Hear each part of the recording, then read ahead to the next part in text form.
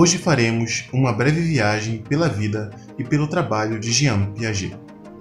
Neste vídeo, primeiramente veremos uma síntese de sua biografia, para depois nos atentarmos às suas principais ideias e teorias defendidas. De maneira mais específica, a teoria do desenvolvimento cognitivo e sua aplicação na sala de aula, sendo executado por último em situação pedagógica de forma simulada.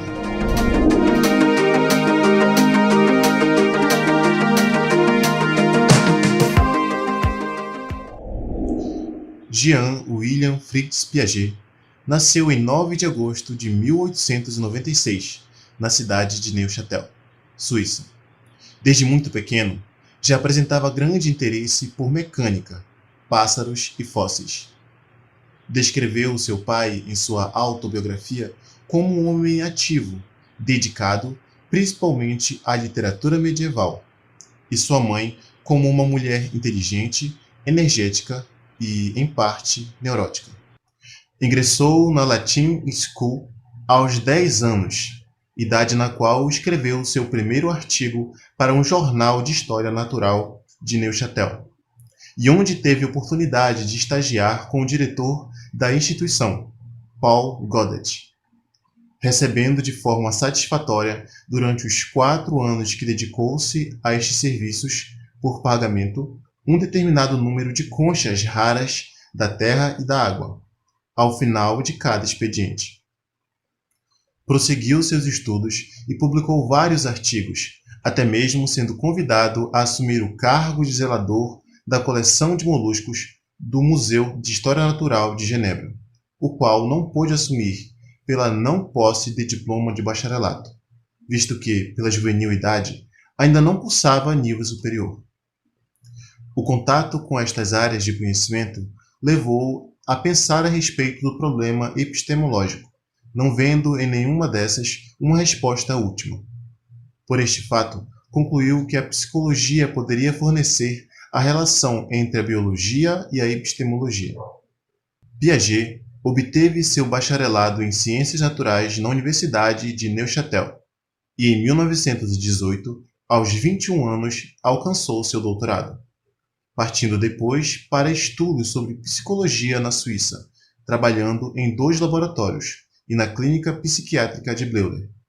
Posteriormente, em 1921, ascendeu à posição de diretor do Instituto Jean-Jacques Rousseau.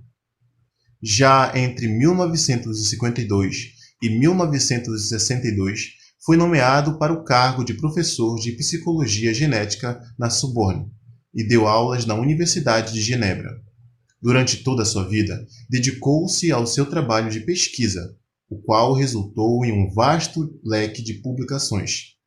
Ele buscou, por meio da convergência dos métodos clínicos de Freud e Bleuler, estudar crianças como um meio para o estudo do problema do conhecimento.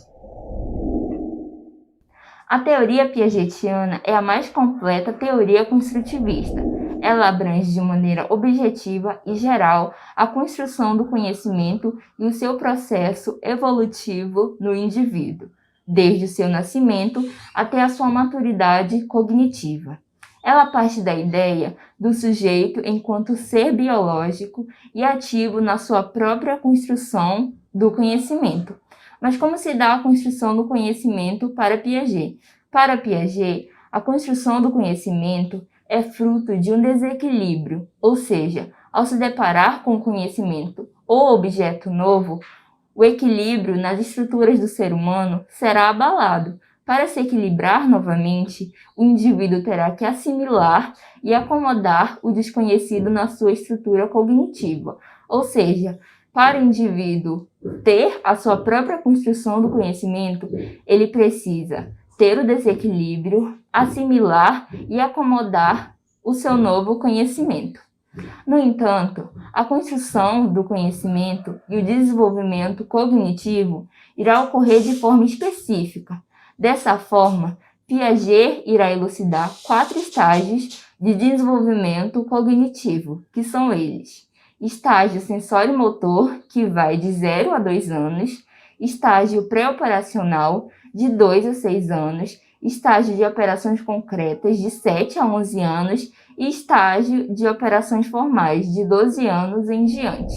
Irei fazer uma pequena explanação dos estágios e suas características principais que as crianças apresentam, o seu desenvolvimento cognitivo e a sua interação com o meio, de acordo com Piaget. No estágio sensório-motor, que vai de 0 a 2 anos, a criança ela já desenvolve o seu pensamento simbólico, ela descobre o ambiente através dos sentidos e na manipulação de elementos, como de objetos, ela já lembra e imita o comportamento das pessoas e ela apresenta comportamentos involuntários. No estágio pré-operacional, que vai de 2 a 6 anos, as crianças já desenvolvem a sua linguagem, ela recebe informações e o seu modo de pensar ele é caracterizado como egocêntrico, ou seja, a criança tem dificuldade em se colocar no lugar do outro e ela já manifesta a sua criatividade. No estágio de operações concretas, que vai de 7 a 11 anos, o egocentrismo ele perde o seu lugar e a criança já começa a se colocar no lugar do outro e entender o seu pensamento. Ela já manifesta a capacidade de entender as operações lógicas. No estágio de operações concretas, que vai de 12 anos em diante, a criança ela já entende a linguagem abstrata, ela já consegue planejar eventos futuros, ela já compreende o mundo ao seu redor e ela é capaz de usar o seu conhecimento para modificar a sua realidade. É importante ressaltar que Piaget ele fala que a criança ela é um sujeito ativo no seu conhecimento. Então, o professor, seja no ambiente educacional com o professor, no seu âmbito familiar, com a sua família, com seus pais, eles têm que estimular essa criatividade, essa construção do conhecimento na própria criança. E ele também fala da importância da interação com o outro, porque a criança ela só vai entender o outro, ela vai ampliar o seu conhecimento interagindo. A teoria do desenvolvimento cognitivo, apesar de não ser concebida especificamente para estar a serviço da educação, cede dados extremamente válidos para o desenvolvimento desta. Sendo assim, o domínio por parte dos professores de ideias fundamentais na teoria piagetiana concede um norte para a elaboração de atividades que possam atender especificamente às singularidades de cada criança na sala de aula. O conhecimento de tal teoria configura-se imprescindível, pois dedica-se a estudar o desenvolvimento da mente, que se dá através da assimilação e da acomodação, isto é, na formação de novos esquemas mentais. Piaget estrutura a evolução cognitiva em 4 períodos, sendo eles sensório-motor, pré-operacional, operacional concreto e operacional formal. Neste sentido, a seguir veremos uma simulação de situação em sala de aula do ensino infantil, pré-2, formada majoritariamente por crianças que estão no estágio pré-operacional. A atividade busca o trabalho em dupla, que visa a atitude ainda egocêntrica da criança, incluindo ainda o uso de textos escritos e o desenvolvimento da oralidade. O título da atividade é o que é uma parlenda. A sala é composta por 18 alunos, que serão divididos em duplas, totalizando 9 duplas. A turma é do pré-2 e a atividade terá duração de 50 minutos, podendo o professor estender ou encurtar essa atividade. Aqui a gente tem um exemplo do que é de uma parlenda. Parlendas são pequenos textos que contêm rimas. O professor ele colocará a turma no centro da sala, formando um círculo. E após ler os textos, cada equipe vai escolher aquele texto que mais se identificar. Deverá ir até o quadro branco e escolher imagens que correspondem ao texto lido e ao que foi logo aquele texto escolhido. Nesse exemplo aqui dessa parlenda, a gente tem a parlenda Hoje é Domingo. Hoje é domingo, pede cachimbo, o cachimbo é de barro, bate no jarro, o jarro é fino, bate no sino, o sino é de ouro, bate no touro. O touro é valente, bate na gente, a gente é fraco, cai no buraco, o buraco é fundo, acabou-se o mundo.